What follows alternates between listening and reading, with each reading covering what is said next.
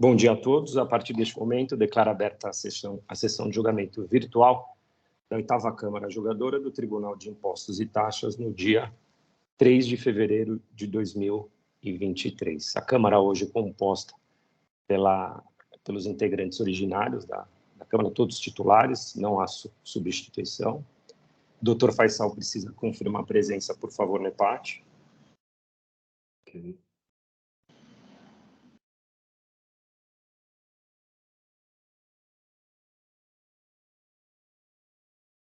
Vou verificar a situação da já confirmou. Confirmado. E assim, iniciando a sessão.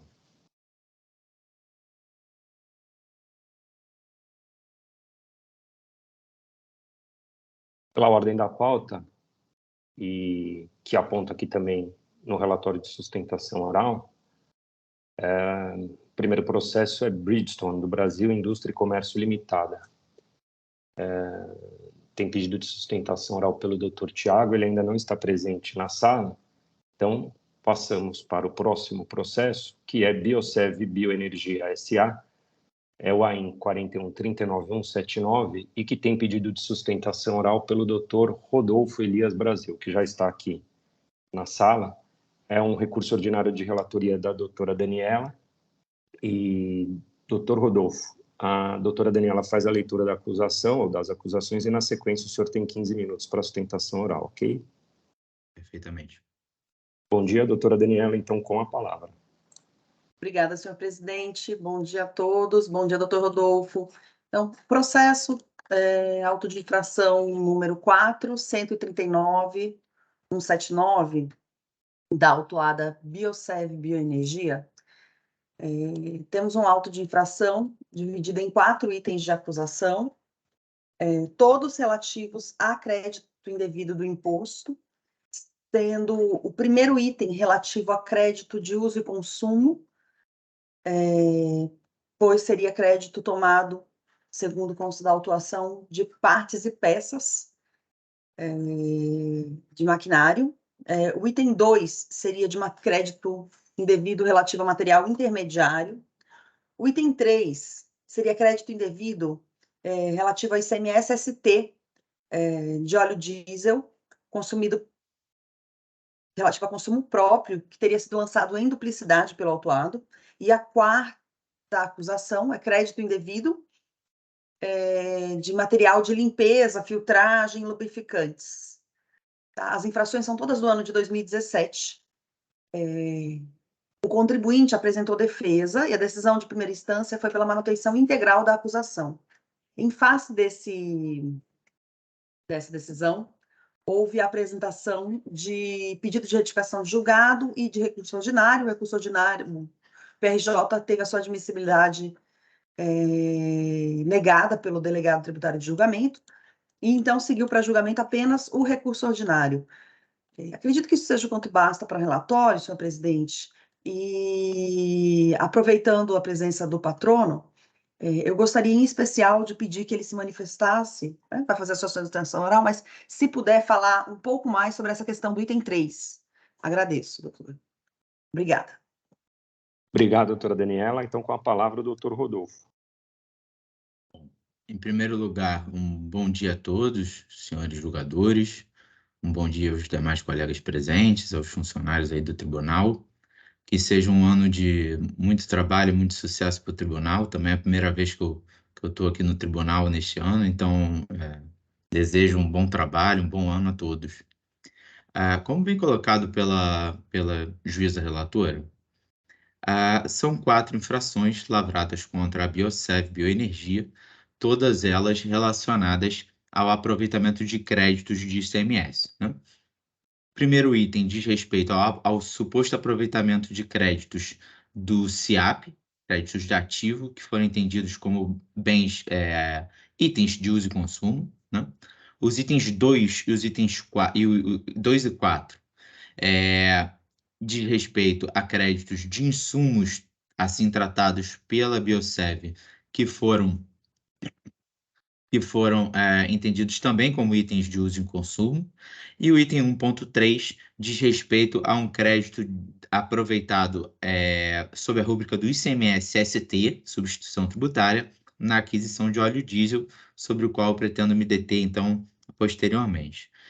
Em primeiro lugar, a título preliminar, senhores julgadores, e especificamente sobre o item 1.3, já destacado pela relatora, que é do crédito de óleo diesel, há aqui uma questão preliminar importante a ser apontada pelo contribuinte, que é que, no momento da lavratura do auto de infração, a acusação que constou no relato da autoridade fiscal é de aproveitamento de créditos em duplicidade. Porém, senhores julgadores, o que se verifica é que, ao observar o lançamento e as próprias folhas 392 que trazem o demonstrativo de lançamento do item, o que se verifica, na verdade, é que a autuação diz respeito à tomada de créditos do ICMS-ST, quando, segundo a autoridade fiscal, e de fato é uma verdade, o contribuinte já teria aproveitado o ICMS sobre operações próprias. Bom, como é sabido, o ICMS de operações próprias e o ICMS do ST não correspondem à mesma parcela do imposto. Então, não se poderia ter uma acusação, senhores julgadores, que expressamente consignou que o contribuinte teria aproveitado créditos em duplicidade. Tanto é assim que, ao longo dos autos, o próprio fiscal reconhece, ele fala, não foi isso que eu quis dizer. Na verdade, créditos em duplicidade, eu quero dizer que você aproveitou 2 créditos, sendo que um de operações próprias e outro de ICMS-ST. Olha, eu entendo que o fiscal pudesse querer dizer algo diferente do que créditos em duplicidade. Mas o que constou na autuação é uma acusação de crédito em duplicidade, o que não guarda coerência nem com o demonstrativo de lançamento e que também não guarda coerência com os dispositivos legais que foram apontados. Então, senhores julgadores, preliminarmente, o que a recorrente vem consignar, vem levantar, é aí uma nulidade com relação a esse item, porque existe um descasamento, nitidamente uma acusação que mesmo o fiscal depois é obrigado a retificá-la ou a consertá-la com outras palavras que não são as palavras que restaram no relato da acusação. Superado esse ponto, senhores julgadores, e aqui pretendo voltar à ordem natural da própria autuação, eu retorno aqui ao mérito do item 1.1, que diz respeito aos itens de uso e consumo que foram glosados a título de bens de uso e consumo. Pois bem, senhores julgadores, o que acontece? A bem da verdade é que a glosa desses créditos decorre da compreensão estreita da autoridade fiscal de que a tomada de créditos com relação a bens do ativo deveria ocorrer apenas para aqueles itens que fossem diretamente vinculados às atividades produtivas. Ocorre que isso não é o caso, né? O que a legislação exige dos ativos é apenas que eles não sejam alheios à atividade do contribuinte, que, muito bem observado ao longo das peças, é uma regra que não restou violada. Além disso, o contribuinte ele segue todas as regras com relação à ativação dos bens e à classificação dos bens como ativo, individualizando tais itens, reputando e verificando se tais itens têm valor substancial acima de R$ 1.200 para que possa ser individualizado, verificando se tais itens têm uma vida útil superior a 12 meses. Então, né, atendidos esses critérios e não sendo um item alheio às atividades do contribuinte, também não se faria possível a glosa dos créditos. É importante também, nesse ponto, destacar que nem mesmo o CPC, que trata com relação à ativação dos bens, busca fazer a classificação ou traz a classificação que a autoridade fiscal traz, né? o CPC que trata de ativos, ele é muito claro ao mostrar que existe uma diferença entre itens adquiridos para mera manutenção de máquinas e equipamentos e peças que fazem substituição de componentes do ativo e que têm valor individualizável próprio e que agregam vida útil àquele ativo maior, àquele maquinário. Do contrário, senhores julgadores, nós aqui teríamos uma situação onde todo um componente industrial, um parque industrial interligado que perfaz basicamente uma só máquina, por exemplo, não poderia ter nenhum dos seus itens trocados com aproveitamento do ICMS referente à aquisição dessas peças do ativo. Não, sendo componente, e o CPC fala isso, né? Sendo um componente individualizável com valor representativo, que agrega vida útil, né, suficiente para atender aqueles 12 meses, você pode e deve tratá-lo como ativo, e assim o faz a recorrente, razão pela qual, no item 1.1, também entende a recorrente que, no mérito, não tem cabimento a glosa que foi feita. Com relação aqui aos itens 1.2 e 1.4, itens que dizem respeito ao que foi tratado como insumos pela recorrente, senhores julgadores, o que tem que se ter em mente desde o início, e aqui há um claro descolamento entre a forma como pensa a autoridade fiscal e a forma como entende a recorrente à luz da legislação e dos próprios julgados sobre o assunto, o que acontece? As glosas aqui dizem respeito a valores que foram reputados como itens que foram reputados como uso e consumo, mas que, na verdade, ou são itens que participam diretamente do processo produtivo e que neles se consomem, tais como lixas e outros itens que são expressamente e nominalmente citados na decisão normativa 01, ou são itens de produtos químicos para tratamento, inclusive tratamento de água, o que também é expressamente previsto na decisão normativa 01 como elemento ensejador do direito de crédito. Então, se fôssemos adotar como fundamento, como base, a própria decisão normativa CAT 01, né, que vai falar sobre aproveitamento de créditos de insumos, senhores julgadores, adotando este entendimento que é vinculante às autoridades fiscais, nós já teríamos elementos suficientes para discutir, né, o descabimento da glosa realizada.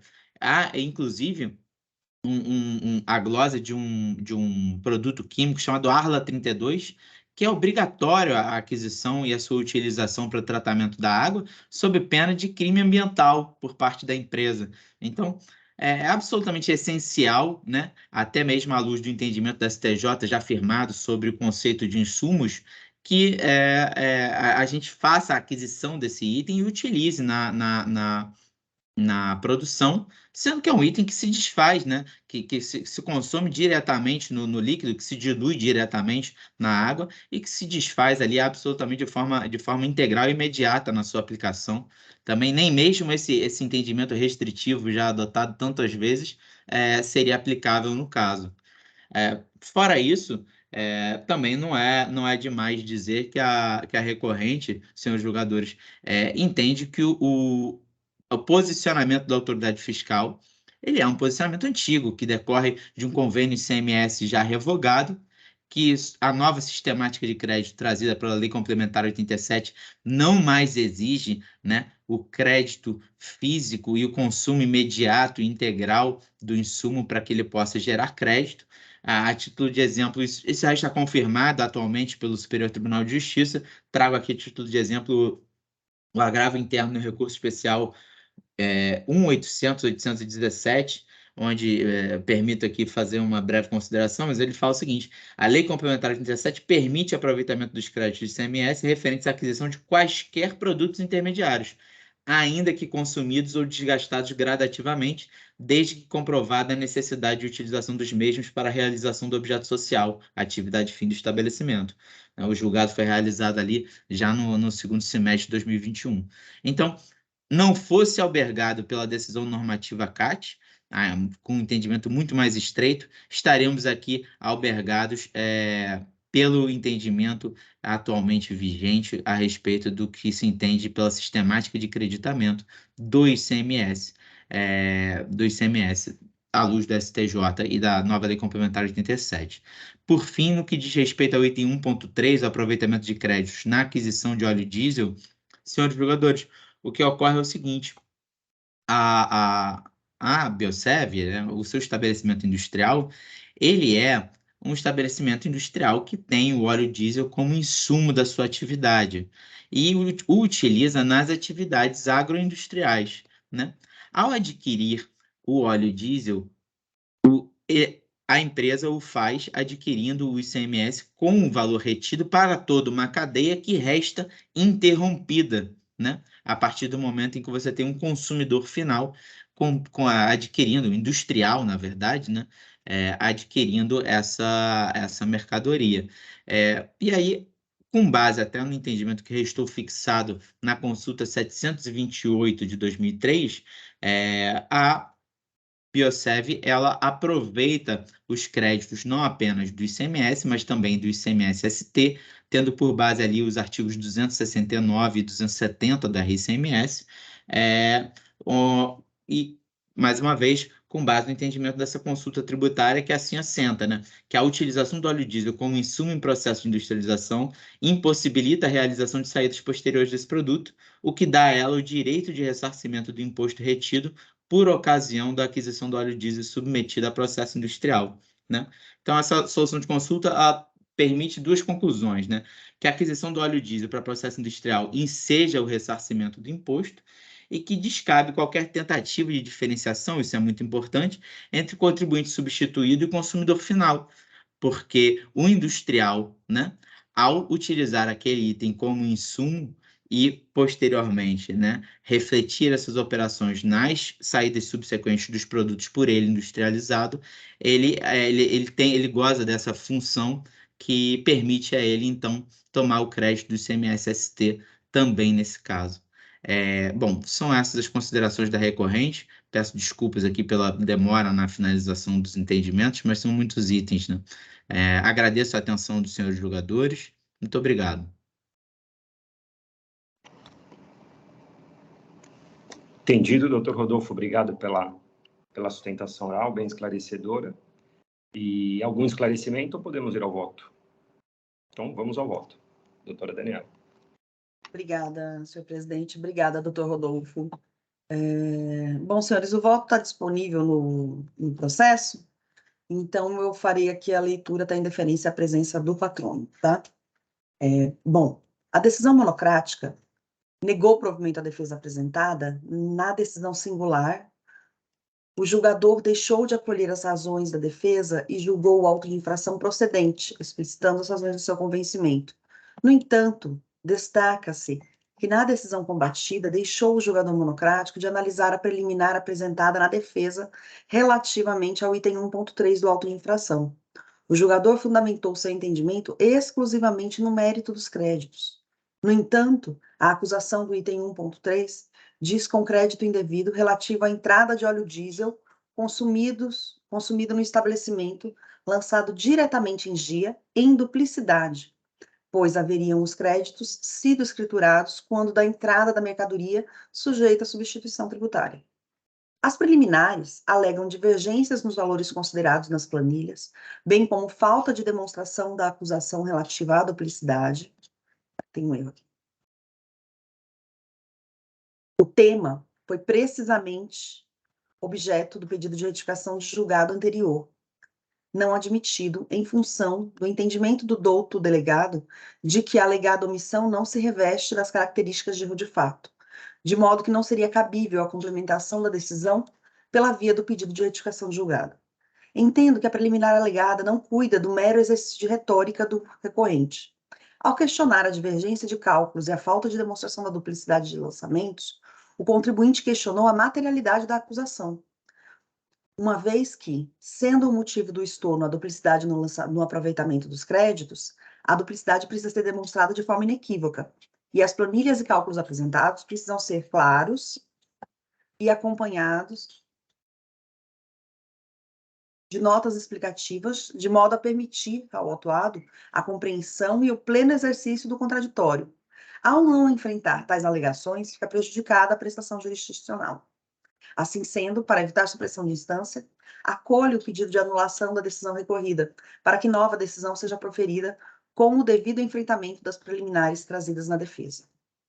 É como voto, senhores. O tema desta preliminar foi especificamente objeto de pedido de retificação de julgado do contribuinte. No entanto, o delegado apresentou um entendimento. Sabemos que a questão de pedido de retificação de julgado para sanar omissões é uma questão que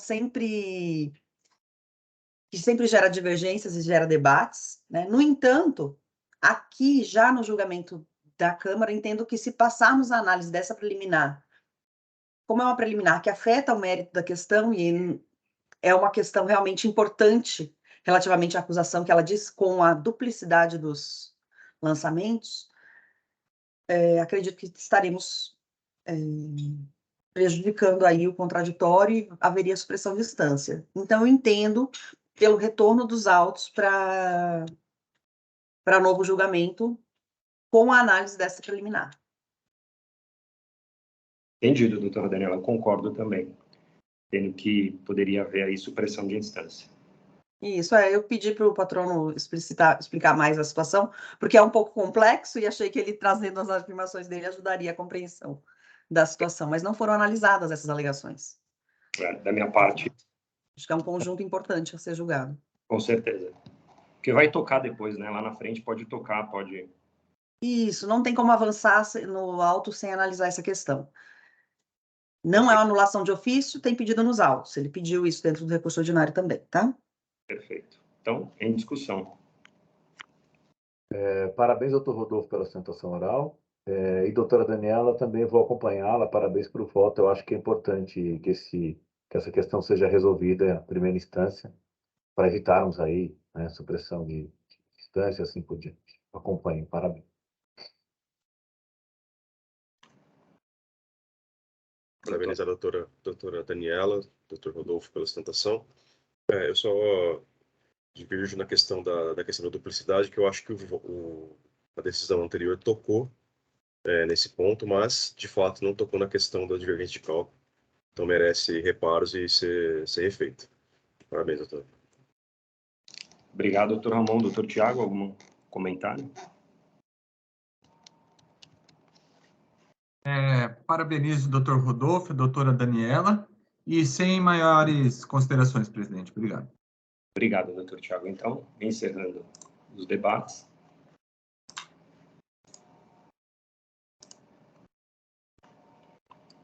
Verificando o quórum.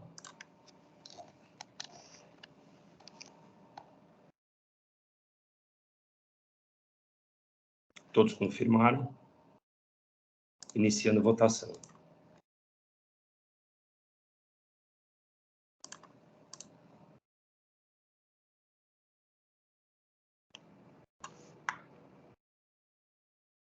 Todos votaram, então, por unanimidade, seguindo o entendimento da doutora Daniela, relatora, pela anulação da decisão anterior. Então, assim, encerrando a votação e julgamento do processo relativo ao AIN 41.39.179, Biosev Bioenergia S.A. Julgamento encerrado, doutor Rodolfo. Muito obrigado a todos, um bom dia, um bom trabalho. Bom dia, obrigado.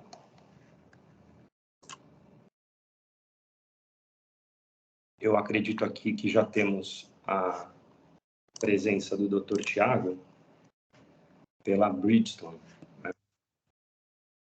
Bom dia, doutor Tiago. Bom dia. Bom dia. Bom dia, presidente. Bom dia, demais jogadores. Estou aqui à disposição. Perfeito. O processo da Bridgestone é o AIN 41.37.603, é um recurso ordinário de relatoria do doutor Faisal. O doutor Faisal faz a leitura da acusação e, na sequência, doutor Tiago, o senhor tem 15 minutos para sustentação oral. Doutor Faisal, com a palavra. Obrigado, doutor Samuel. Eu vou, então, fazer a leitura aqui da acusação. É um levantamento fiscal, na verdade, né? Só um minuto aqui que eu estou abrindo aqui.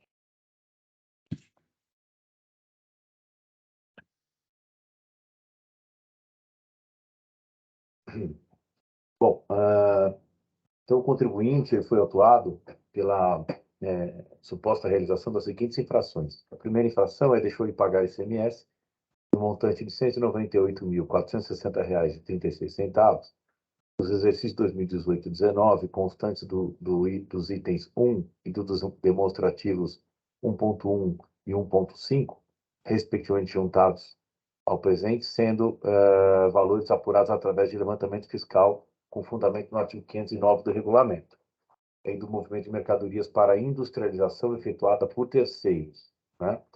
Essa é a primeira acusação. Só um esclarecimento que eu acho importante, né? O imposto reclamado no presente deve-se à interrupção da suspensão do ICMS, conforme disposto no artigo 402, 428 e 430 do regulamento. Nos demonstrativos 1.2 a 1.4 e 1.6 a 1.8 constam o detalhamento das apurações. Exercício 2018, a diferença apurada de 109.602, devido ao cálculo da alíquota de 18%. Exercício 2019, diferença apurada de R$ 992.955,54, ICM devido, calculado a alíquota de 18%, no valor de R$ 178.731,99. O estoque inicial e final da Bridgestone em poder de terceiros, exercício 2018 e 2019, é zero, conforme registro de inventário e escrituração fiscal. A segunda acusação deixou de pagar ICMS no montante de R$ 2.964.882,41 nos exercícios 2018 e 2019, constantes dos itens 2, dos demonstrativos 1.1 e demonstrativo 1.5, respectivamente juntados ao presente, sendo os valores apurados através de levantamento fiscal, realizado com fundamento no artigo 509 do regulamento e do movimento de mercadorias para industrialização efetuados por terceiros. O imposto reclamado no presente deve-se à interrupção da suspensão do do ICM, conforme disposto no artigo 402, 428 e 430, todos do regulamento do ICMS de São Paulo. Novamente aqui, o fiscal traz aqui algum detalhamento referente aos demonstrativos, né, e apuração dessa infração, mas semelhante ao item anterior. Terceira infração, deixou de escriturar de janeiro de 2018 a dezembro de 2019, em livro fiscal próprio, registro de entrada, escrituração fiscal digital, modelo 55, conforme listado no demonstrativo 1.9, documentos juntados ao presente. Essas são as infrações, senhor presidente. Eu devolvo a palavra. Obrigado, doutor Faisal. Com a palavra, doutor Tiago. Obrigado, presidente. Bom, inicialmente, mais uma vez, bom dia, presidente, bom dia, demais jogadores, representante da Fazenda, bom dia a todos. Presidente, eu posso compartilhar uma apresentação rápida aqui sobre esse tema? Com certeza. Na verdade, até já juntei como a título de memoriais, mas eu acho válido reproduzir aqui rapidamente, porque tem um pouquinho de histórico da questão.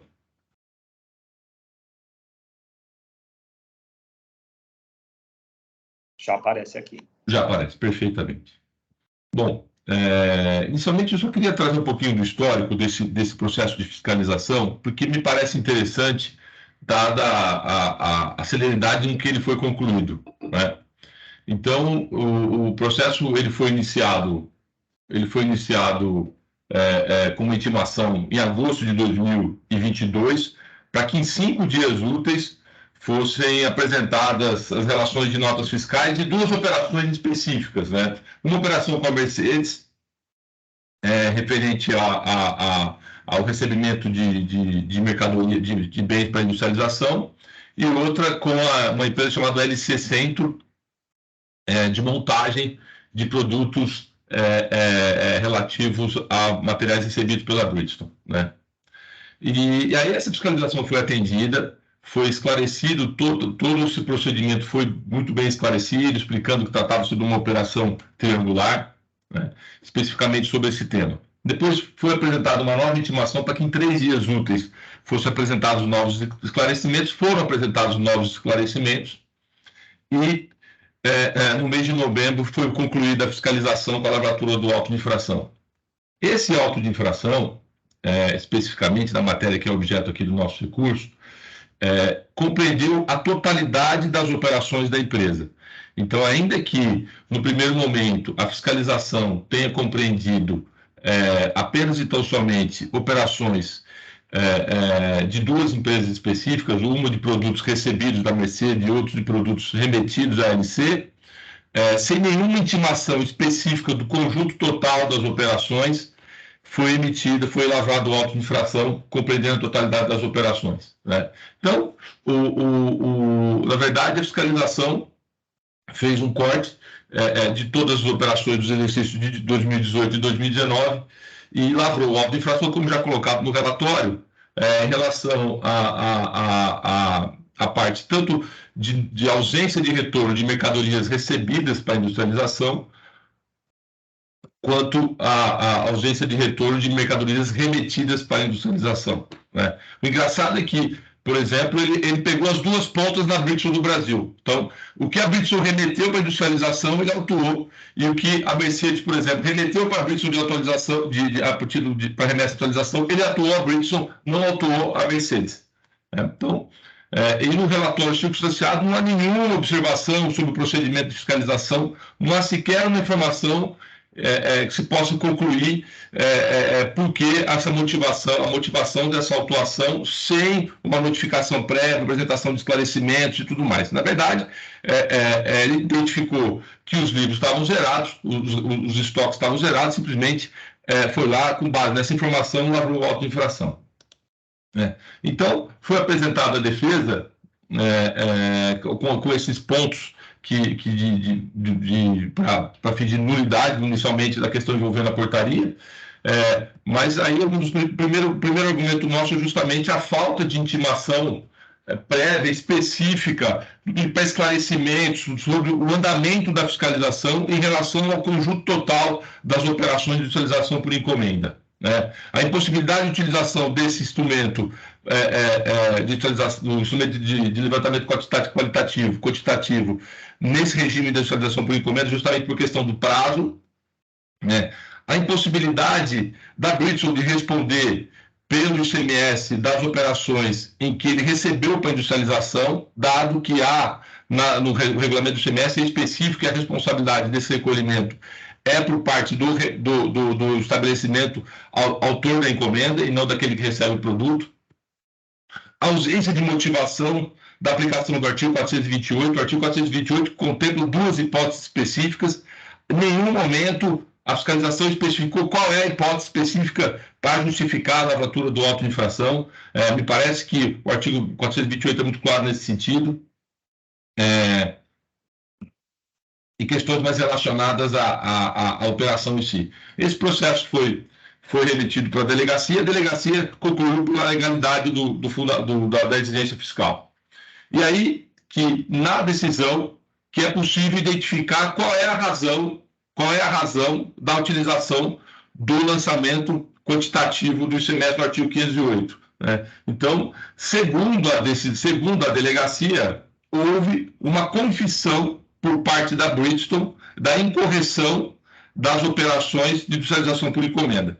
Na verdade, o texto que é utilizado, inclusive, na decisão, é uma transcrição de uma resposta à fiscalização das operações triangulares, e nessa resposta, inicialmente, todas as operações são justificadas e, de fato, há o apontamento de uma divergência, onde, inclusive, há uma justificativa para essa divergência em relação à parte referente a uma possível perda em relação à parte produtiva, né? Então, em nenhum momento houve uma confissão por parte da Bridgestone a justificar o lançamento quantitativo, muito pelo contrário, né? O que foi, na verdade, é o atendimento à fiscalização, o esclarecimento das operações. E a fiscalização, na verdade, sequer adentrou nessas operações todas, sequer adentrou na resposta à fiscalização. e lavrou o auto de infração, e a delegacia de julgamento com o objetivo de chancelar, na verdade, um procedimento manifestamente ilegal, dado que não foi precedido nenhuma notificação específica, argumentou de que justificaria o lançamento quantitativo com base numa possível confissão do contribuinte, na verdade, e que, na verdade, não ocorreu.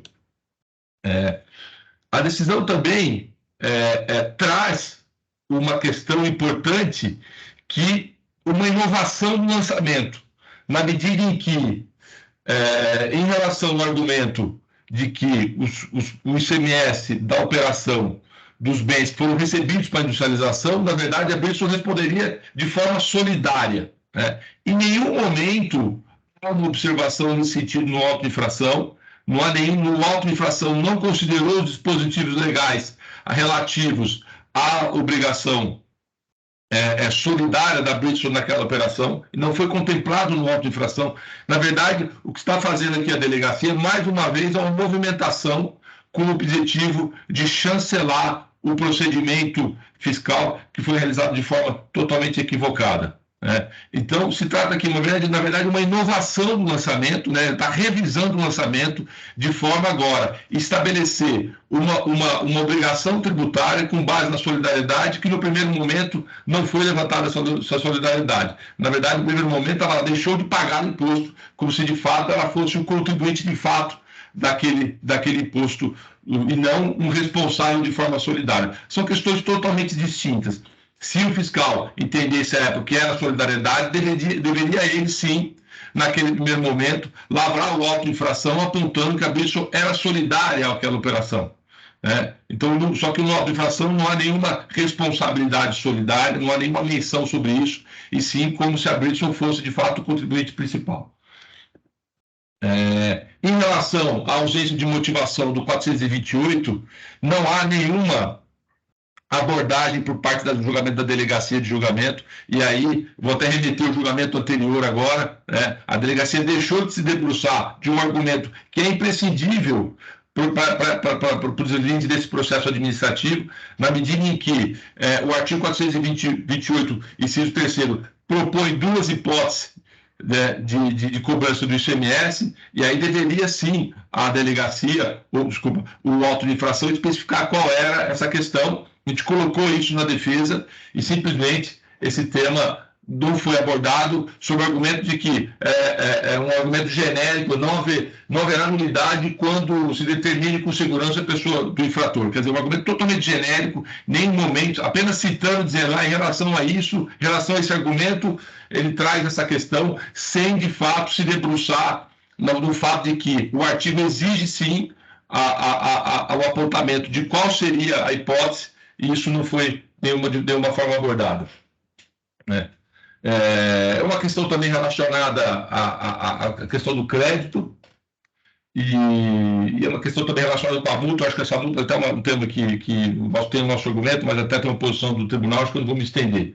Mas, na verdade, senhores e senhoras, na verdade, o processo administrativo, neste caso, o processo de fiscalização, ao meu ver, a fiscalização atropelou passos importantes do processo de fiscalização. Começou com duas operações e sem nenhuma comunicação prévia ao contribuinte, estendeu o processo, autuou o conjunto todo das operações daquele período, sem sequer conferir ao contribuinte a oportunidade de justificar as questões, sendo certo que aquelas operações que foram objeto da intimação inicial foram devidamente comprovadas. Há evidente nulidade na decisão de primeira instância, dado que a autoridade estabeleceu um novo fundamento para a aplicação do ICMS nas operações em que ele recebe a mercadoria para fim de industrialização, que é a questão da solidariedade. Há também manifesta nulidade, dado que deixou de observar as questões relativas ao argumento apresentado pela própria recorrente quando da apresentação da defesa. Então, são esses os nossos argumentos, e agradeço a atenção, fico inteiramente à disposição aqui. Muito obrigado. Obrigado, doutor Tiago, parabenizo pela sustentação oral. Com a palavra, o doutor Faisal. Algum esclarecimento antes? Algum ponto que merece esclarecimento do doutor Tiago? Doutor Samuel. Pode falar. Bom, em primeiro lugar, parabéns, doutor Tiago, pela sustentação oral. Eu gostaria, em primeiro lugar, de esclarecer que eu não concluí meu voto. Eu primeiro quis ouvir a sustentação oral, exatamente para sanar algumas dúvidas aqui. Boa parte delas, o doutor, durante a sua sustentação oral, conseguiu esclarecer. Tem uma questão aqui, doutor Tiago, que eu gostaria só de detalhar um pouquinho mais. Tem uma parte que vocês alegam, que a empresa, o contribuinte alega, que seria em função de uma perda de 2%, né? Essa prova efetiva em relação a essa perda, como é que vocês poderiam demonstrar isso?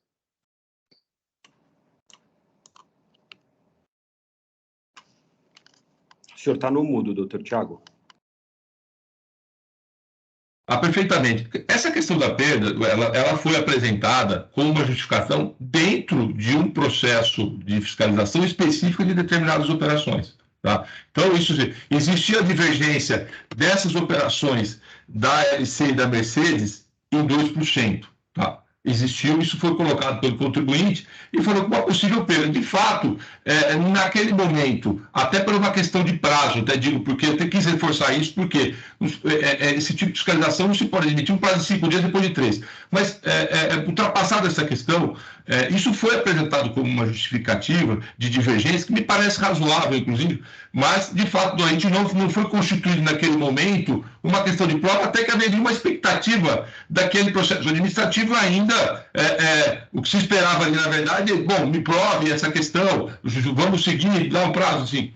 Ainda que não tenha sido apresentado essa questão da perda, ela está relacionada a um conjunto específico de operações. É isso que eu queria dizer.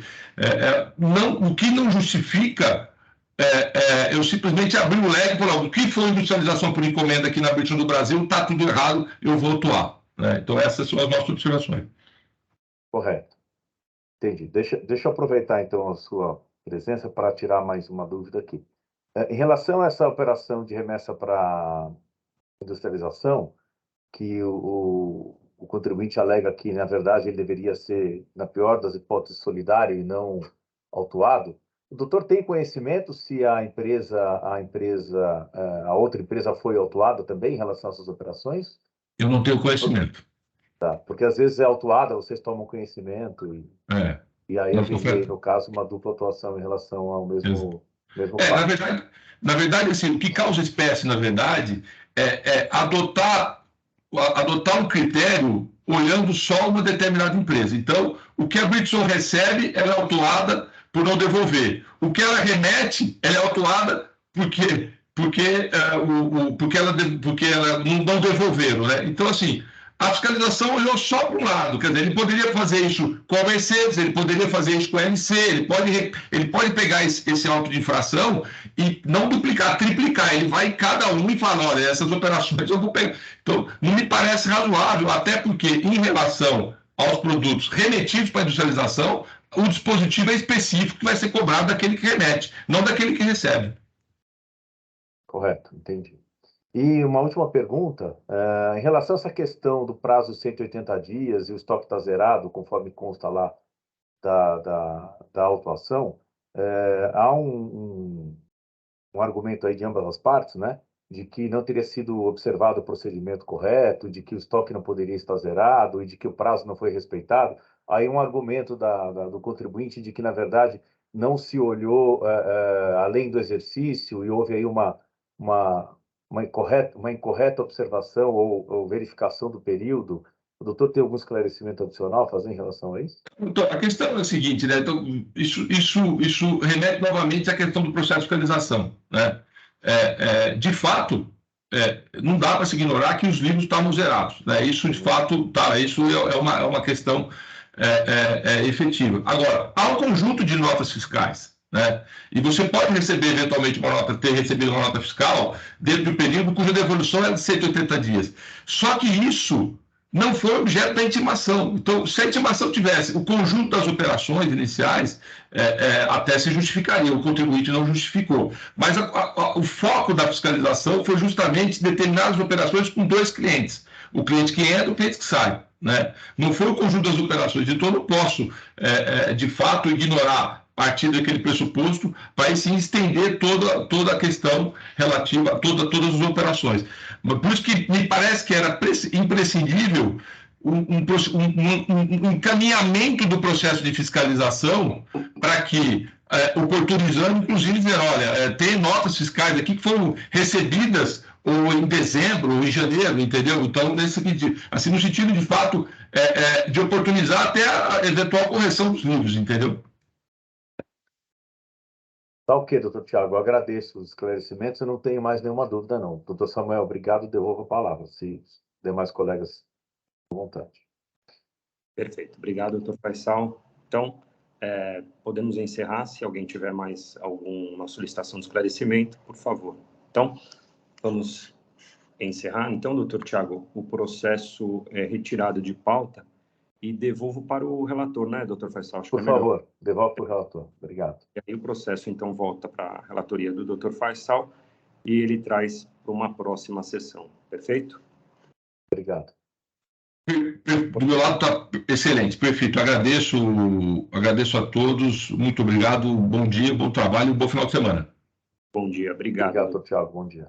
Então, processo relativo ao AIN 41.37.603, Bridgestone do Brasil, Indústria e Comércio Limitada, devolvido para o relator doutor Faisal.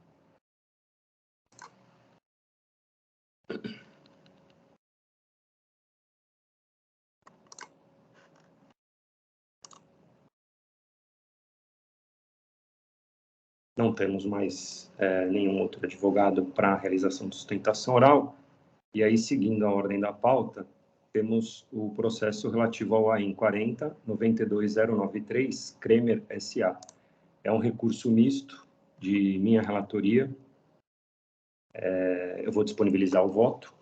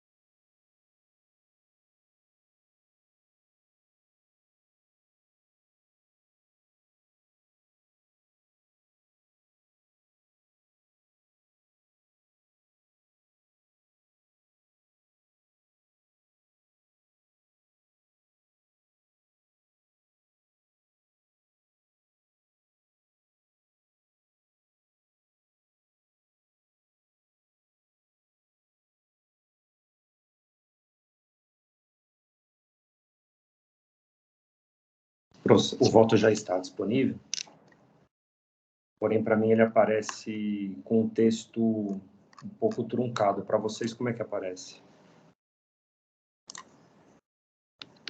A ementa aparece entrando no texto. Acho que a ementa tem que reduzir o tamanho da letra, doutor. Estou indo pelo acesso à íntegra do processo, e lá normalmente ele fica formatado corretamente. Tá, pode ser.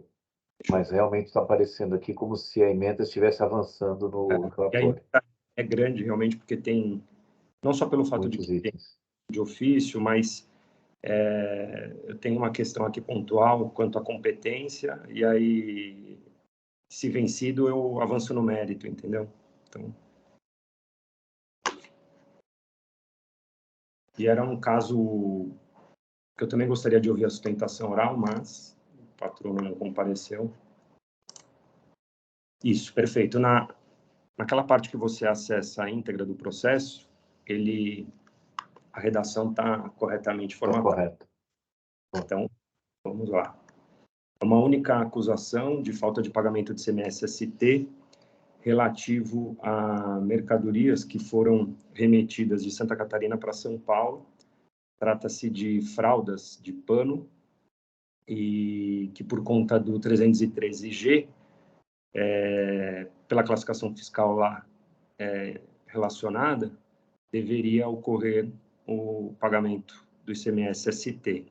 O contribuinte entende que seria uma outra classificação fiscal não listada na relação do 313G e, portanto, não fez a retenção. E a discussão gira em torno da correta classificação fiscal aplicável para esse produto, que ele é descrito como uma fralda de pano, né? Então, vamos lá. O processo encontra-se em condições de ser julgado, sendo que os recursos são tempestivos e reúne condições para serem conhecidos, por isso deles conheço. Segundo o trabalho fiscal, a autuada deixou de pagar o ICMS-ST relativo às saídas subsequentes de fraldas quando do ingresso de tais mercadorias em território paulista, sob o entendimento de que a autuada teria adotado incorretamente a classificação fiscal 62092000, posição esta que não se encontra relacionada na lista de mercadorias sujeitas ao regime da ST, prevista no 313G. No entendimento do fisco, a classificação correta para o produto em questão seria a NCM 96190000. E dado que tal posição encontra-se relacionada na lista de mercadorias sujeitas ao regime de substituição tributária, a autuada deveria ter efetuado e pago a retenção do ICMS-ST quando do ingresso de tais mercadorias em seu estabelecimento paulista. O recurso de ofício foi interposto em virtude da redução imposta pelo julgador de primeira instância, que afastou a acusação fiscal em relação às operações de devolução, de remessa para industrialização e de venda com destino a consumidores finais, haja vista que tais operações não se sujeitam à ST, e alterou o MVA originariamente aplicado, que era de 177,19%, e foi reduzido nos percentuais de acordo com os respectivos períodos de vigência, porque cada período ali abarcado no AIM tinha aplicação do MVA, que era muito menor que esse 177,19%. As operações internas com destino a não contribuinte, consumidor final, não se submetem à sistemática da substituição tributária, por não haver operação subsequente tributária. Logo, as operações de devolução e de venda com destino a consumidores finais não se sujeitam ao regime da substituição tributária, uma vez que em tais operações não houve operação subsequente tributária. Já as operações de remessa para industrialização estão expressamente excluídas do aludido regime de tributação, nos termos do artigo 264, inciso 1 do regulamento.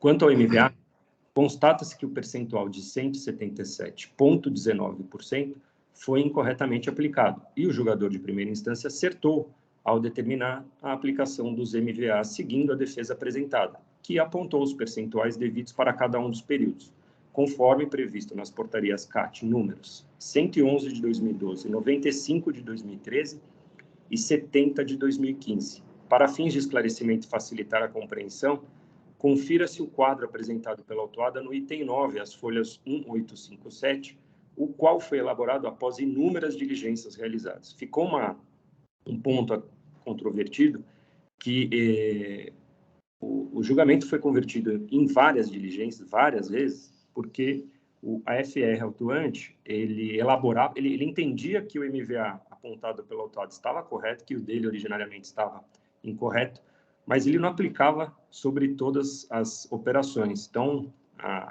Vinha uma diligência, a autuada fazia a análise do demonstrativo e verificava que ainda constava alguns itens com o MVA antigo. Então, isso aí acho que teve mais de 2 ou 3 diligências para sanar essa questão.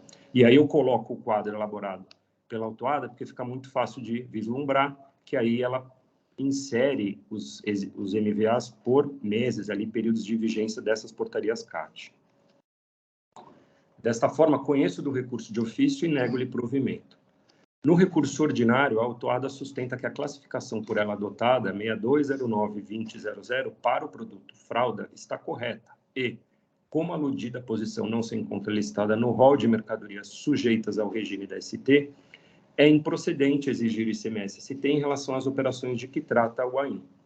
A tese defendida pela autuada é no sentido de que, abre aspas, a natureza e a finalidade das mercadorias comercializadas com a NCM 6209-2000 são absolutamente diversas dos itens classificados na NCM pretendida pelo Fisco 96-1900. Consoante se depende das imagens às páginas 355 a 357 do auto de infração, as mercadorias comercializadas pela recorrente com NCM 6209-2000 são verdadeiros acessórios artefatos para criança de tenra idade, bebês. Como já exposto na defesa, muito embora a recorrente tenha mantido a descrição da mercadoria como fralda, o item em questão, de fato, guarda a finalidade de acessório artefato para bebês, visto que não é destinado à higiene do bebê, absorção de urina, como é o caso dos itens classificados na NCM 9619. Essas são as palavras da autuada. Então, ela explica que, embora ela utilize a descrição como fralda, na verdade, essa não seria uma expressão integralmente correta, porque ela não guarda a mesma finalidade daquelas fraldas de utilização de higiene. O fisco, de outra parte, argumenta que a citada mercadoria deveria ter sido classificada na posição 961900, sob os seguintes argumentos. Abre aspas. Verifica-se que o NEST do NCM 9619 aponta que a presente posição abrange os absorventes e tampões higiênicos, cueiros e fraldas para bebês, e artigos higiênicos semelhantes. A presente posição compreende igualmente os artigos tradicionais semelhantes constituídos unicamente por materiais têxteis e que são geralmente reutilizáveis após lavagem. Conforme grifos em item acima, destaca-se o uso dos produtos classificados no NCM 9619 como cueiro e artigos tradicionais constituídos unicamente por materiais têxteis, ou seja, fraldas de pano. Restando ainda dúvida quanto ao enquadramento da fralda no 9619, o NEST do 6209 esclarece que entre os artefatos que se incluem nessa posição podem citar-se os bibs, macacões, babeiros ou babadores, luvas, mitênis semelhantes, sapatos para bebês. Em relação aos produtos objeto do presente AIN, conforme a descrição do produto em sítio da Kremer, que é autuada, a fralda Pinty Board, o produto é feito de tecido duplo 100% algodão, alta absorção. Com isso, querendo sustentar que a classificação correta é no 9619. Aqui eu trago a descrição de ambas as posições, tanto do 6209-2000 quanto do 961900. Tem-se, portanto, que o ponto nodal da discussão travada no presente caso é definir a correta classificação fiscal para o produto em questão. Ocorre, contudo, que, a meu ver, a competência para dirimir dúvidas acerca da correta classificação fiscal da mercadoria na nomenclatura comum do Mercosul é exclusiva da Receita Federal. É o que prescreve o artigo 54, inciso 3, alineado do Decreto 70235 de 72. Com efeito, o trabalho fiscal formulado pela Fazenda Estadual que tenha como fundamento o enquadramento em classificação fiscal diversa da adotada pelo contribuinte, especificamente quando não há nenhuma manifestação da Receita Federal acerca da correta classificação fiscal da mercadoria objeto do AIN, tal como no presente caso, não merece prosperar. Então, tanto o contribuinte como a própria Fazenda, e eu também pesquisei, não encontrei nenhuma manifestação da Receita Federal quanto à classificação fiscal desse produto. E aí eu entendo que, dada essa omissão, essa inexistência, caberia à Receita Federal a competência para dirimir essas dúvidas. Tem dois com efeito aqui, eu vou alterar. Com efeito no presente caso, caberia ao fisco, levando-se em conta o artigo 3º, inciso 2 da Instrução Normativa da Receita Federal 2057 de 2021, formular consulta para o fim de obter o entendimento do órgão competente a respeito da correta classificação fiscal da fralda em questão, que aparentemente apresenta características distintas da fralda convencional, utilizada para fins de higiene do bebê. O processo de consulta de classificação fiscal tem especificidades e características próprias, justamente para permitir que a autoridade competente tenha condição de analisar questões práticas e técnicas do produto, dados de sua composição e aplicação, por exemplo, improváveis de serem examinadas da mesma forma e com o mesmo nível técnico no contencioso administrativo estadual. Desta forma, entendo que a tese sustentada pelo fisco no sentido de que a mercadoria que alude o AIM deveria ser classificada na 9619-0000 e não na 6209-2000, sem que, contudo, exista qualquer manifestação por parte da Receita Federal nesse sentido, afronta a legislação mencionada acima. Disso decorre que a acusação de falta de pagamento de CMS-ST é improcedente, motivo pelo qual voto pelo cancelamento da acusação fiscal. Por outro lado, caso não seja este o posicionamento que vier a ser acolhido pelos meus pares, por entenderem que a Fazenda Estadual é competente para enfrentar e decidir sobre a correta classificação fiscal de mercadoria, entendo que a tese sustentada pelo fisco merece prevalecer. Examinando os argumentos apresentados pelo senhor AFRE autuante no relatório circunstanciado, mormente na parte de que trata dos critérios e regras que devem ser adotados para fins de interpretação oficial do sistema harmonizado, bem como das notas explicativas relativas à classificação fiscal 9619, as quais prevêem que a referida posição contempla, na parte que interessa ao presente, coeiros, fraldas para bebês e artigos tradicionais semelhantes constituídos unicamente por materiais têxteis e que são geralmente reutilizáveis após lavagem, características estas presentes no produto em discussão. Em outras palavras, não vislumbro assim nenhuma informação característica descrita acima que pudesse afastar a mercadoria que alude ou ainda à posição 9619. Ademais, a meu ver, a aludida posição não está restrita à fralda utilizada para fins higiênicos, que é o ponto que a autuada sustenta. Ela fala, olha, quando na 9619 tem a descrição de fralda, é a fralda para fins de utilização higiênica. Mas entendo que ela faz essa construção porque lá tem absorvente, porque lá tem outros itens de utilização para higiene. Mas quando descrito a fralda, não tem essa vinculação.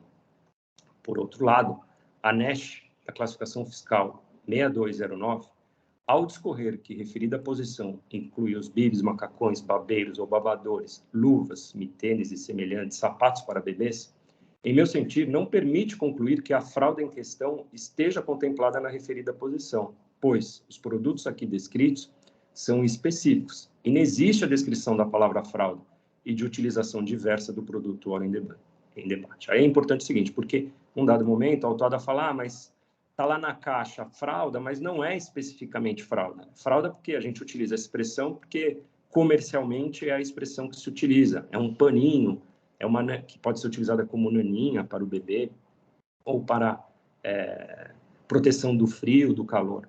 Mas fato é que ela utiliza essa descrição como fralda e pelo fato de que nas NESHs aqui, tanto da posição defendida pelo fisco como na posição defendida por ela, não tem qualquer vinculação quanto a essa utilização para fins higiênicos. Então, eu entendo que fralda é fralda e lá na 9619 tem inclusive a fralda com composição de material têxtil, que acredito aqui é exatamente a situação do caso concreto. Sendo assim, acolho o posicionamento formulado pelo fisco estadual no que diz respeito à classificação fiscal a ser adotada no presente caso. Desta forma, passo a enfrentar as demais questões suscitadas no recurso ordinário, não é de ofício aqui, preciso alterar. Tem razão a autuada quanto aos erros constatados no demonstrativos por diversas vezes retificados pelo FR autuante, apontados em sua peça recursal e objeto de inúmeras diligências, quais foram corretamente saneados, que é a exclusão das operações de devolução, de remessa para industrialização e de venda com destino ao consumidor final e redução dos MVAs. Então, eu acolho aqui e realmente houve esse erro quando na verdade, foi acolhido em decisão de primeira instância, mas ele, nos diversos demonstrativos que foram elaborados ao longo do processo, eles foram erroneamente praticados. Então, aqui eu entendo que tem razão a autuada. No tocante à multa, esta foi aplicada de acordo com a legislação vigente, não havendo que se falar em sua ilegalidade nem seu efeito confiscatório, por ser matéria incabível de apreciação por este órgão de julgamento administrativo. Inexiste na legislação previsão para afastar os juros sobre o montante correspondente à penalidade aplicada, nem tampouco a atualização da base de cálculo da multa. Ainda no que tange à penalidade, entendo ser incabível a relevação ou redução da multa aplicada, uma vez que no presente caso há exigência de imposto. No que diz respeito aos juros, aplicável à súmula 10 revisada. Por todo exposto, conheço do recurso ordinário e dou-lhe provimento. Caso vencido, conheço do recurso ordinário e dou-lhe parcial provimento. Tem que fazer o ajuste aqui também do recurso de ofício. É como voto. Então, assim, não é complexo, não tem essas especificidades. Eu entendo a questão da qual é de competência da eu acho que falta aqui nesse fórum condições para a gente avaliar especificidade do produto, sua composição, sua aplicação, né? Lá você tem um procedimento específico, um processo, um rito específico para isso, mas eu sei que esse não é um entendimento pacífico nem majoritário do tribunal, por isso enfrentei aqui a questão da própria classificação fiscal, entendendo que aí o fisco, a tese defendida pelo fisco, tem mais força, né? Eu acho que foi mais detalhado, o trabalho fiscal ele passou pela NESH, a autuada não faz essa abordagem, não faz esse enfrentamento da NESH, e somente utiliza como um argumento muito forte para sustentar a sua classificação fiscal na questão que eu já comentei aqui, dessa utilização higiênica, né, do bebê. Mas isso não está descrito tanto na própria descrição das posições e também nem nas regras ali de interpretação das NESHs. Então, por isso eu entendi que aqui o fisco acertou no enquadramento da classificação fiscal. E aí com todas as implicações, redução dos MVAs e exclusão das operações de remessa para industrialização, vendas a consumidor final e de devolução. É como voto. Estou à disposição. Vou fazer os ajustes aqui, mas fico à disposição. Doutor Samuel, parabéns pelo voto. Eu discordo que seja simples só, porque, mais uma vez, estamos discutindo aqui a classificação da NCM e essa classificação é fundamental para entender se esse auto é ou não procedente, né? Eu discordo que seja simples, porque o doutor mesmo colocou no voto que não há aqui uma definição expressa em relação à classificação fiscal. Entendo que a empresa use o nome fralda por uma questão comercial, porque há muitos anos atrás isso era efetivamente a fralda, né? Os mais velhos aqui, eu no caso, vivi o período em que se usava essas fraldas como parte do higiene do bebê, depois com as fraldas descartáveis e tudo mais, isso passou a ser usado mais como um paninho para refluxo, para, como mencionado aí, naninha e o que fosse, né? Todos, a maioria, não sei, Dr. Ramon, não sei, Dr. Tiago, não sei, mas os demais têm filhos, né? Então a gente sabe que ela manteve o nome fralda por uma questão comercial, efetivamente. Mas é difícil dizer se eles se enquadram ou não nesse NCM, porque parece que os dois têm argumentos fortes aí, né?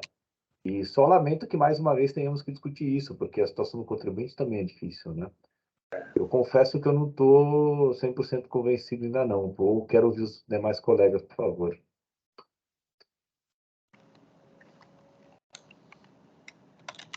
Então, o tema realmente concordo. Bom, parabéns, doutor Samuel, pela análise do caso, e eu concordo plenamente com o doutor Faisal que de simples não temos nada. Porém, eu tenho entendimento, doutor Samuel, de que, embora, já votei aqui diversas vezes, né, embora a Receita Federal tenha a competência para resolver conflitos relativos à classificação fiscal de mercadorias, Fato é que consta lá da norma que o próprio contribuinte classifica e que fica sujeito à revisão. Portanto, o fisco paulista, entendendo que está inadequada a classificação, ele pode sim rever, né? Questionar, como é o caso. Ele refaz, questiona e analisa a situação e entende que a classificação fiscal adotada pelo autuado não é a melhor para aquele produto. Uma vez que não há a uniformização feita pela Receita Federal, não há aquele... É um ato normativo da COSIT, não é aqueles...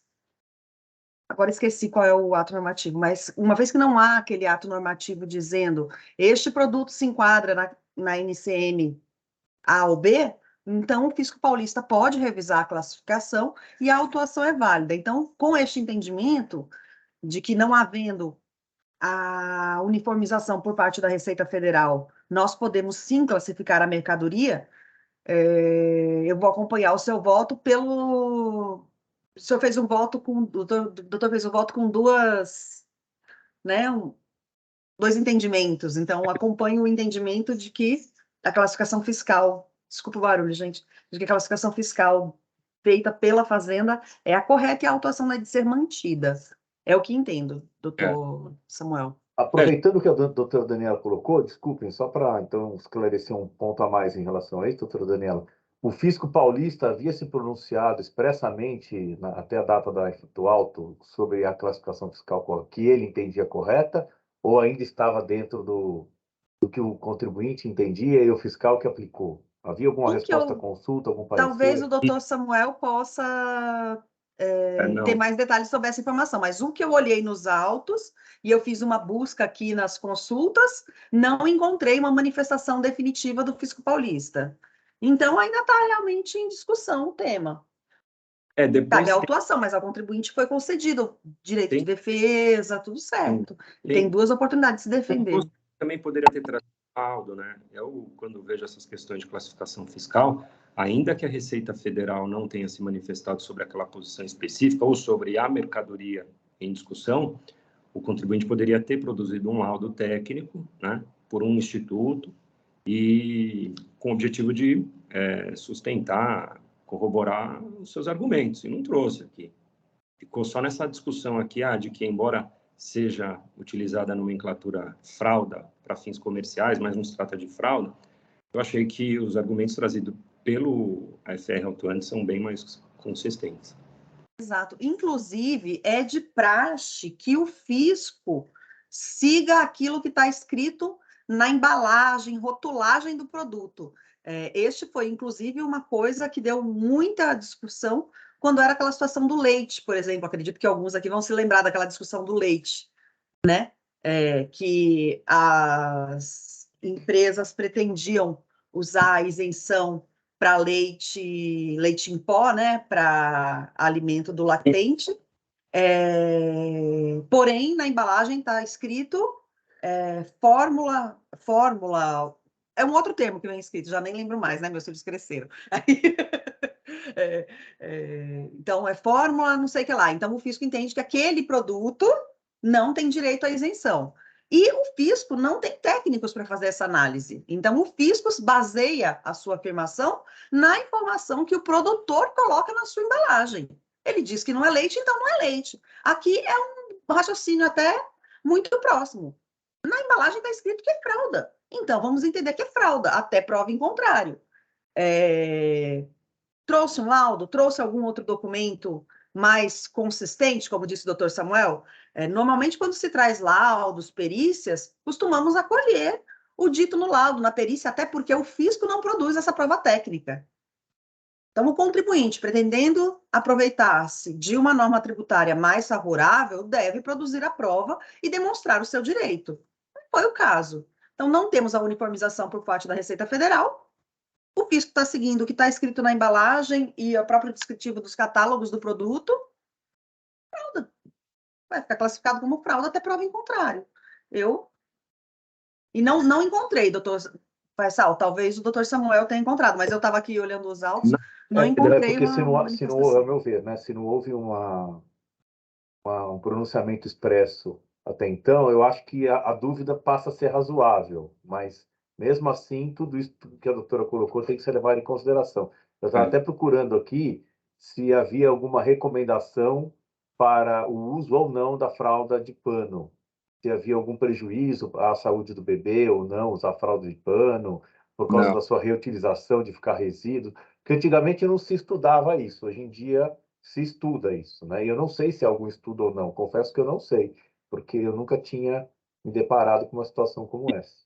E eu teria uma pergunta para fazer para o contribuinte, se tivesse vindo para a sustentação oral, no que esse produto se distingue de um cueiro, por exemplo? É muito semelhante. E o cueiro está lá especificamente na posição do fisco, né, defendida pelo fisco. Eu não vejo tanta distinção assim da utilização dessa fralda de pano e o cueiro. E ele não aborda essa questão também, porque o fiscal aborda. Mas eu acredito que ele não se manifesta sobre esse ponto, doutor Samuel, porque até onde conheço, essa fralda de pano é o cueiro. Essa fralda de pano é o cueiro, aquela que as avós bordam as bordinhas e não sei o quê. E com relação ao uso da fralda de pano para a higiene do bebê, eu não sei se é tecnicamente esse tipo de fralda, mas eu sei que o pessoal vegano, tem um pessoal que gosta de usar fralda de pano ainda. Eu acredito que seja essa mesmo, mas eu não sou técnica para falar sobre isso, aí caberia realmente ao contribuinte falar que essa não é a fralda para esse uso. Está escrito na embalagem fralda, para mim é fralda.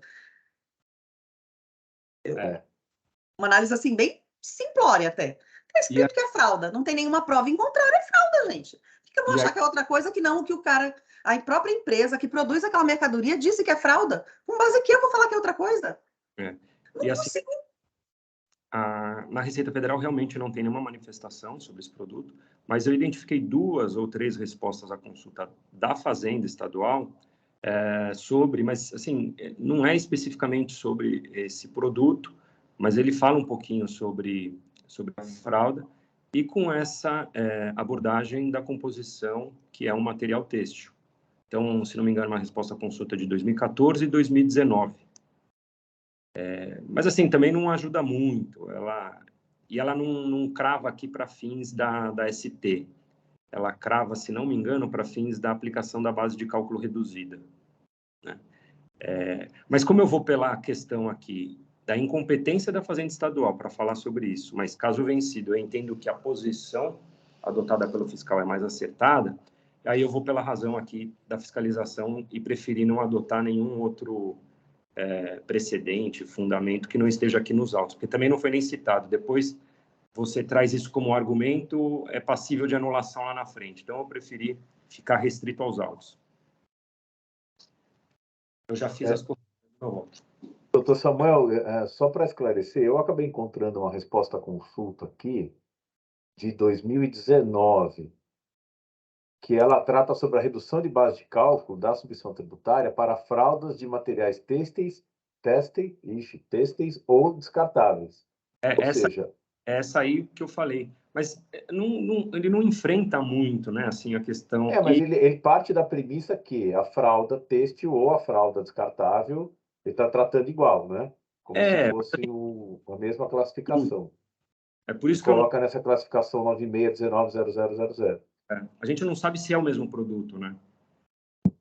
Aparentemente é, mas por isso que eu não quis adotar essa resposta à consulta que eu mencionei anteriormente.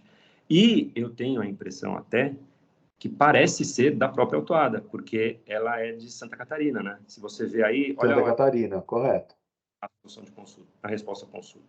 Tudo bem, lá tem muito mais fabricantes do que a autuada. Você vê que tem características semelhantes.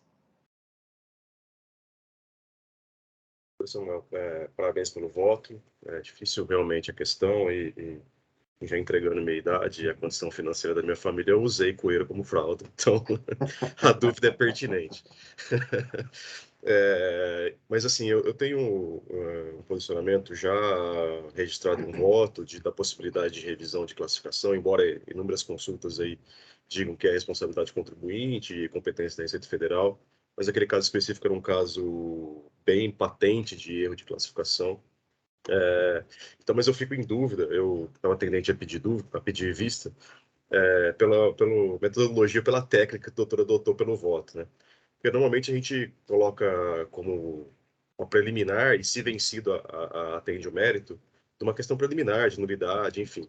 No caso, o senhor está dando 2 votos diferentes. E quando o senhor for lançar no empate, e aí o senhor vai lançar ou pela procedência ou pela improcedência, e nós vamos poder acompanhar ou não acompanhar, fica difícil a gente decidir. Eu acho que se resolveria por uma preferência. Eu peço a preferência, é isso?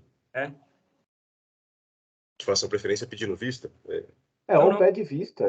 Não, pede vista dizendo que acompanha, porque eu também pensei em pedir pela vista, tese da reclassificação. E aí os colegas, quem entender pela reclassificação, como é o meu caso, acompanham o voto pela reclassificação. Exato. Entendeu? Com os fundamentos usados no voto do Dr. Samuel. Entendo que a Fazenda Estadual é competente, sim. E isso. Vou pela reclassificação. Entendi. Tá. Então a gente faz um voto. Ao invés de acompanhá-lo, eu faço um voto e acompanhando na parte em que você negou provimento ao recurso ordinário. É isso. Né? Exato. Parcial, tá, né? Parcial, exato. Porque tem as outras reduções. Sim. Perfeito. Então a doutora Daniela vai fazer dessa forma, eu também faço assim, então, por preferência. Craque. Ou acompanha a doutora Daniela. Também, se for o caso. Pode ser, não pode ser. É isso que eu ia perguntar. Você vai redigir a preferência? Agora, eu acho que o mais fácil é um só redigir, porque aí fica claro qual é o voto vencedor. Exato, pode redigir. Doutor Samuel, colegas, posso pedir vista só para analisar a primeira parte do doutor Samuel? Não sei, eu confesso que eu não estou ainda convencido. Eu queria dar uma olhadinha, ver se eu acho alguma outra coisa que possa eventualmente me ajudar no convencimento. Aí a gente traria isso. Eu posso até acompanhar o doutor Samuel, ou acompanhá-los, no caso, né, em relação à questão do... Mas aí não sei, se o Ramon pede vista, eu também, aí o Ramon já vem com essa parte pronta, e eu confirmo se eu acompanho um ou outro, não sei. O que vocês acham? Assim, que eu acompanharia na parte em que ele concorda Entendi. com a reclassificação, então não seria necessário a vista, mas o senhor vai pedir, a gente pede em conjunto, a gente debate melhor isso e a Câmara fica satisfeita com as nossas conclusões. Então eu vou segurança, pedir. Né? Eu vou pedir vista, então. Simples não é. Não, então, longe Como de ser simples, eu não nada acho nada simples simples. nesse processo. Acho que é digno de uma vista, realmente. Se está em dúvida com relação à questão da classificação, da competência, é melhor pedir mesmo. Eu vou falar, tratando-se de CMS, não tem coisa simples, né? A gente erra. Por isso que quando algum processo eu entendo que é simples, eu digo, olha, supostamente simples ou relativamente simples, porque simples realmente nada é. Então, as vistas foram concedidas para o Dr. Faisal e para o Dr. Ramon. Então, assim, podemos encerrar o julgamento do AIM relativo... Desculpa, doutor Tiago, desculpa.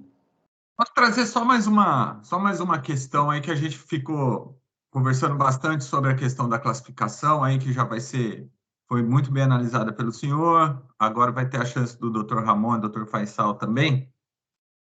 Tem uma questão que foi trazida no nosso recurso de ofício, que eu considero até uma questão simples, que foram afastadas do auto operações de devolução, né? Operações que foi dada a saída, mas aí depois houve a devolução, né?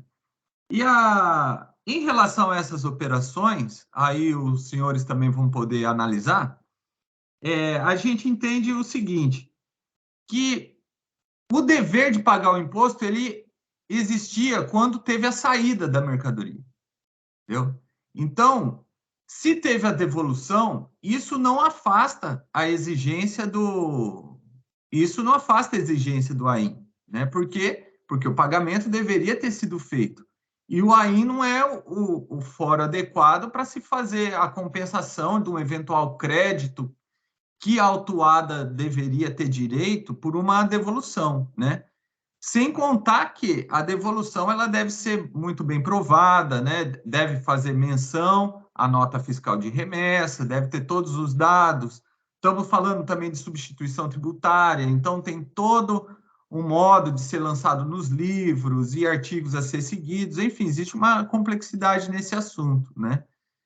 Mas eu acho que o ponto principal se estão sendo autuadas as saídas e nas saídas deveria ter sido pago o imposto, então ocorreu a falta de pagamento, que é a infração do item único, tá bom?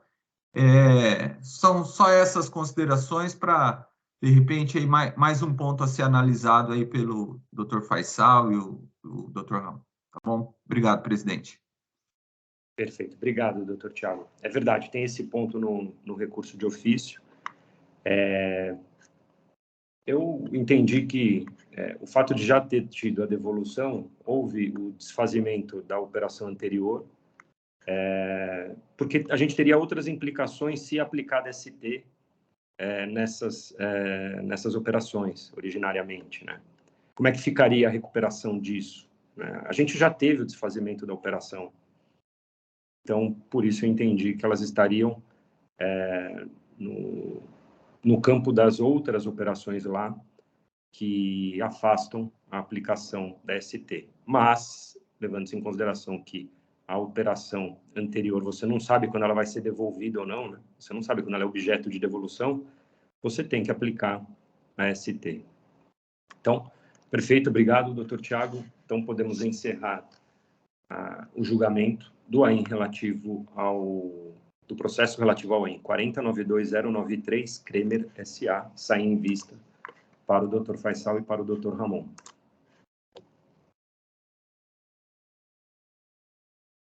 Temos um único processo, Roda Livre Concessionária Eireli EPP, é o AIN 4103113, recurso ordinário de relatoria do Dr. Faisal e vista do Dr. Ramon. Dr. Ramon, com a palavra, por favor. Obrigado, presidente. Por favor, libere para eu lançar o voto.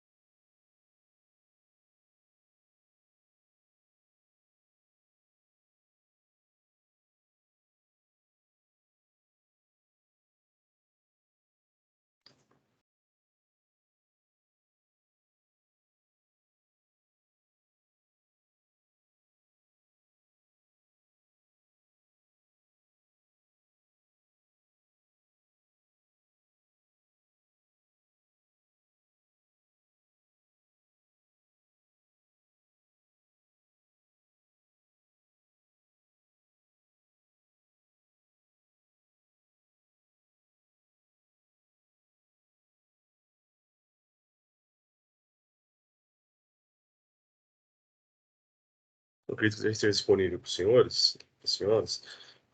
Eu pedi vista no processo do Dr. Faisal, especificamente para analisar a questão de uma duplicidade ou até uma redução tripla de multa, na medida em que foi dado atendimento ao artigo 85A, que reduz ou limita a multa a 1% do faturamento dos 12 meses anteriores à autuação, e também foi aplicado o parágrafo 2º do artigo 85, que fala que a multa nessas hipóteses das autuações, especificamente do item 3.4, tem a redução de 50%. Né? Já ressaltando que, mesmo com essa redução de 50% do item 3.4, houve a limitação do 85A. Então, as duas multas, tanto do item 3.3 como do item 3.4, ficaram limitadas em R$ 42.683, que correspondia a 1% do faturamento dos 12 meses anteriores à autuação.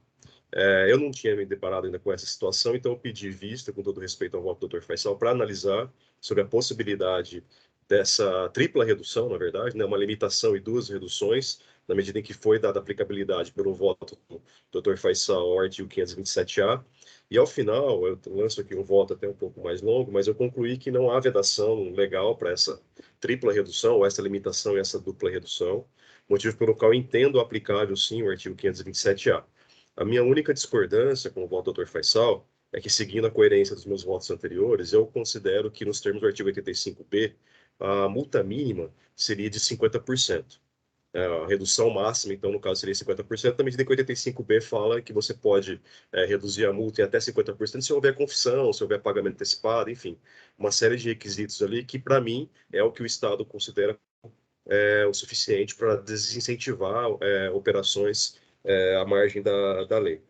Então, eu considero como um padrão mínimo, ou limite mínimo, ou limite máximo para redução 50%, e analisando aqui os critérios subjetivos, alguns deles objetivos, já tive a oportunidade de falar aqui na Câmara, alguns deles para mim são objetivos, mas alinhado ao entendimento da jurisprudência do tribunal, analisando os critérios aqui subjetivos de mensuração, de quantitativo e de redução, eu entendo que pelo menos um é desfavorável, na verdade 2 são desfavoráveis ao contribuinte, que é a questão do porte médio da contribuinte, bem como a questão dos antecedentes, porque é uma autoinfração que, embora pequeno, compõe aí o limite de 5 anos anteriores à data dessa autuação em debate aqui. Então, eu estou propondo a redução da multa em 33% e não em 50%, coerente com o que eu tenho feito nos outros votos aqui nessa questão de redução da multa. Como eu voto, e também estou acompanhando o Dr. Faisal na questão da revisão da súmula 10, da aplicação da súmula 10, e nos demais itens acompanho integralmente. É como eu voto, presidente. Perfeito. Uma dúvida. Essa redução sua proposta de 33 é para ficar nos parâmetros da redução correspondente à penalidade mínima que tem no regulamento? É isso? Na verdade, ela fica abaixo, ela fica acima, o regulamento ele prevê 70 UFESPs, né? Ela vai ficar bem acima das 70 UFESPs, que é o que a lei coloca como mínimo.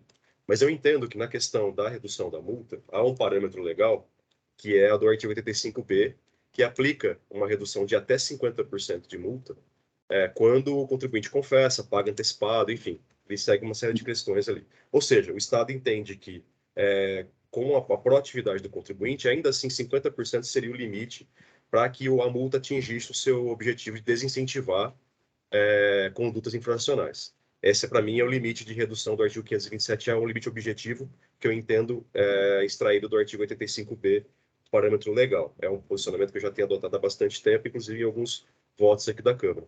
E o Dr. Faisal está propondo a redução em 50%, ou seja, chegaria a esse 50% que é mínimo. Só que dentro dos 3 critérios de mensuração da redução, ele tem 2 desfavoráveis no meu entendimento. O critério objetivo da presença de um AIN lavrado dentro do período decadencial de 5 anos, da lavratura deicial de infração, e eu entendo que o porte médio do contribuinte daria condições a ele de ter uma escrituração e uma interpretação mais adequada da legislação, motivo por qual também julgo desfavorável ao contribuinte. Com relação ao comportamento, objetivamente falando, o contribuinte confessa a autuação, mas diz que teve um entendimento diversificado, traz aí alguns entendimentos da Receita Federal, que foram afastados pelo Dr. Faisal no voto de sua relatoria. Então, eu estou reduzindo em 33% e não em 50%, porque 50% seria se o porte econômico fosse favorável, a conduta objetiva do contribuinte fosse favorável e se porte econômico, conduta e não houvesse antecedentes, na minha opinião, claro. Perfeito, ficou claro. Dr. Faisal quer fazer algum contraponto? Eu, na verdade, fiz, em relação aos critérios, eu entendi que o contribuinte atendeu os critérios. A diferença entre a minha proposta de redução e do Dr. Ramon não é tão grande assim, mas eu acho que, de novo, eu propus essa redução de 50%, porque entendi que o contribuinte atendia os requisitos e essa questão da limitação que o Dr. Ramon levantou, de fato, no primeiro momento não havia considerado, mas ele já confirmou que é possível, né? Então, eu mantenho minha posição, mas, lógico, cada um tem o seu convencimento e como acharem melhor, tá bem? Obrigado e parabéns, doutor Ramon, mais uma vez pelo voto, pela análise aí da vista. Obrigado. Perfeito. Doutora Daniela, doutor Tiago, em discussão. Bom, esse processo, na oportunidade, quando foi apresentado, né, me lembra do caso. O doutor Ramon levou. Eu vou acompanhar o entendimento do doutor Ramon pela redução, mas uma redução menor do que a proposta inicialmente. Perfeito. Presidente, apenas... Oh, perdão. Não, pode falar, doutor Tiago. Apenas a título de curiosidade, assim, para expor alguns números, né? É o seguinte, se fosse aplicada a multa total, ela seria, se ele fosse um grande contribuinte, seria 280 mil mais a atualização da base. A multa foi aplicada em 84, por causa da redução a 1% as duas, né? As duas. A soma das duas. Estou sempre falando da soma das duas, tá? Então, 288, estamos agora falando de 84 original, sem atualização de base de cálculo, porque também é cortada, né? O contribuinte, ele teve a oportunidade de pagar lá nos 15 dias, com confissão, com 18 com desconto máximo, esses 84 por 12. Entendeu? Ele podia ter pago lá nos 15 dias esses 84 por 12. E então esse é o benefício que o Estado dá para aquele contribuinte que confessa, paga, não leva isso mais para frente e a gente nem estaria discutindo isso aqui, né? Então, por que eu digo isso? Porque ainda o auto ele está sujeito a descontos, né? Então a gente vai fazer esse julgamento, vai ter uma redução ou de 50 ou de 30, né? E de 33, e esse auto ainda vai estar sujeito a um desconto de 35%, né? Se ele pagar.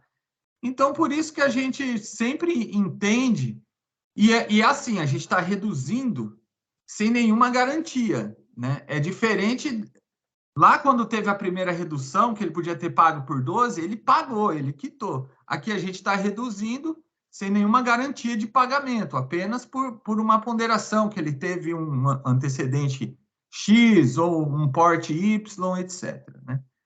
Então, por isso que o nosso entendimento se coaduna mais com o Dr. Ramon, porque o contribuinte tem tido várias oportunidades, né, de quitar isso, e, na verdade, ele tem esperado. Bom, vamos ver lá no TIT o que a gente consegue, qual que é o benefício. De repente, eles vão lá e cancelam toda a multa.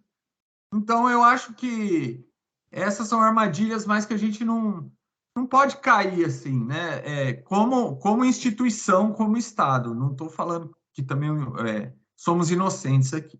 É só isso, presidente, essas ponderações que eu queria trazer aqui. Perfeito, entendido. Mas também são fatos futuros incertos que a gente não tem controle, né? Então, e a própria aplicação da redução, ela não está condicionada ao efetivo pagamento posterior pelo contribuinte. Então, eu compreendo as ponderações, mas entendo que ou não estão na legislação ou também são fatos que a gente não tem controle. E eu vou acompanhar o Dr. Faisal. Perfeito? Presidente, só para fazer alguns comentários sobre a posição do Dr. Tiago. Eu concordo que o Estado realmente ele oferece diversas oportunidades e vantagens ao pagamento antecipado, mas a gente tem que entender, no meu entendimento, na verdade, é que isso são incentivos que não podem ser óbice ao exercício da ampla defesa. Então, se a gente condicionar um eventual pagamento ao ingresso do contribuinte com a defesa administrativa, ele tem o direito de ter a prestação jurisdicional administrativa e judicial depois. E aí, sim, aí ele tem as penalidades de aumento ou diminuição de descontos, enfim.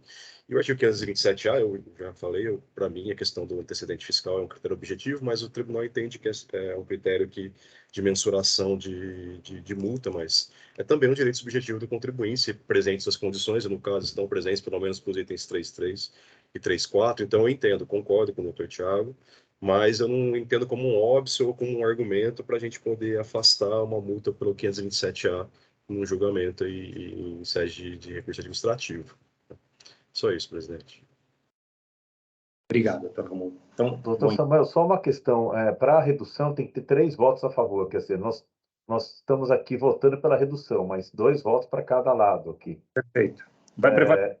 Bom, Tá ok. Era só né? para entender isso. Todo mundo está unânime pela redução, e aí ficou a discussão de Do percentual. no seu percentual, e o doutor Ramon por uma redução menor. Eu entendo que vai valer a redução menor. Quem concorda com 50, concordaria em tese com 33. Eu acho que é isso. Exatamente. Ao contrário, só para esclarecer né? a questão do lançamento do voto no sistema. Acho que basicamente é isso. Porque aí eu concordo com a redução, mas nos termos propostos e nos argumentos pelo doutor Faisal, né? Ok. Doutor Ramon. Mas quem reduz 50, reduz 33, né? Correto. Está aguardando o doutor Faisal. Agora, Já confirmei o voto. estou encerrando os debates. Verificando o quórum.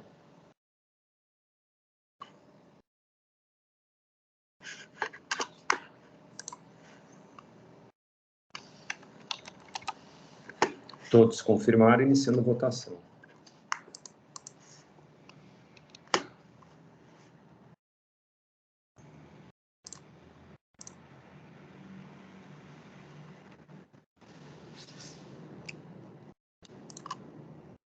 Todos votaram. E declarando o voto vencedor, que é o do doutor Faisal. Doutor Ramon, né? Então, é o doutor Faisal, né? Tá Doutor bom. Faisal é o voto vencedor, Tá bem. porém Só a que redução só se vai ser o aplica. do doutor Ramon, tá ok. Isso. Mas lança no sistema Percentual de como redução. voto vencedor? Essa eu foi achei minha que dúvida, lançasse. foi aí. Como é que ia Eu achei lançar que no lançasse sistema? Porque que tinha.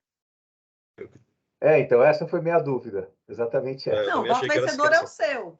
Porque tem o desempate, mas o percentual O percentual de redução vai ser o doutor Ramon. só se aplica com 3 votos. Então, Tá bem. Não, foi exatamente essa era a minha dúvida. mas a sua tese é a vencedora. Entendi. Enfim, é meio. É coisas do ICM, do tributário. É bem fácil, bem simples. Coisa de sistema, na verdade. Né? Como conversamos, é uma coisa muito simples. Isso não é coisa de sistema, não, doutor Ramon. Isso é coisa da legislação mesmo. Eu já vi, inclusive, uma tese de que, assim, olha só, para aplicar o 527A, precisaria, já vi uma tese nesse sentido, né? Aí o contribuinte vai ter que discutir isso lá no superior, porque em algum momento eles vão ter que se resolver. Mas onde o contribuinte... Não. Aqui, por exemplo, os 4 juízes votaram pela redução, então atenderia o que diz a lei. Tem que 4 julgadores, tem que ter pelo menos 3 concordando com a redução. Aí o percentual é maioria normal, entendeu? Entendi. Por essa tese, teria ganho o percentual entendi. do Dr. Faisal. Eu nem sei dizer. Eu sei que o voto vencedor é do Dr. Faisal, isso eu tenho certeza. Agora, o percentual, depende. Não vou nem Tá bom. entrar nesse mérito. Entendi. Porque eu nem tenho É um opinião desdobramento formada, da eu acho redução. muito complexa a tese. Acho que essa não era a intenção, mas o Tá que bom. importa não é a intenção, é o que está na lei, né? Então, vamos lá. Bom, até a intenção importa, né? Outra coisa. Então, encerrando Complexo. o julgamento do AIN 4103-113, autuado é Roda Livre Concessionária Eireli, EPP. Acho que julgamos todos os processos, né? Julgamos não, né? Mas dados por encerrados. Exato. Então, a partir deste momento, declaro encerrada a sessão de julgamento virtual da 8ª Câmara Julgadora do Tribunal de Impostos e Taxas do dia 3 de fevereiro de 2023. Sessão encerrada. Oswaldo, por favor, pode encerrar a gravação, por favor.